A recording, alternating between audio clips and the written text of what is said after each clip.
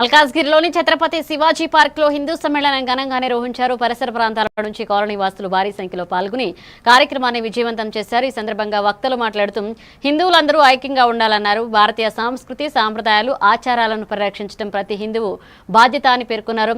హిందూ వ్యతిరేక కార్యక్రమాలను సమిష్టిగా అడ్డుకోవాలని, యువత ధర్మం, దేశం, సంస్కృతి పరిరక్షణలో ముందుండాలని సూచించారు.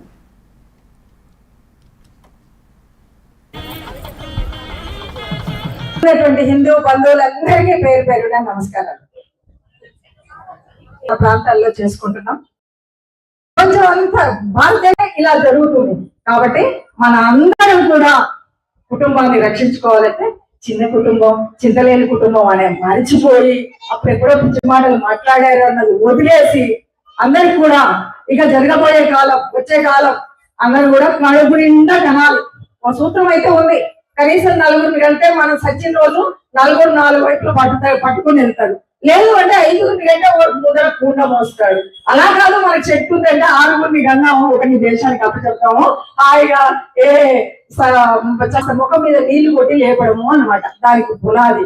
అందుకని ఈ హిందూ సమ్మేళనాలు అయిపోగానే మనం హిందువులం అయిపోలేదు, నిద్రానం వదలాలి అని ఒక సింహాల్ లాగా బయటికి రావడం కోసం చేసే ప్రయత్నం అది ఫలించాలని మనసావాచ మనందరం కోరుకుంటాం. నాకు ఈ అవకాశం ఇచ్చినటువంటి అందరికీ నమస్కారాలు తెలియజేస్తూ మరొకసారి జై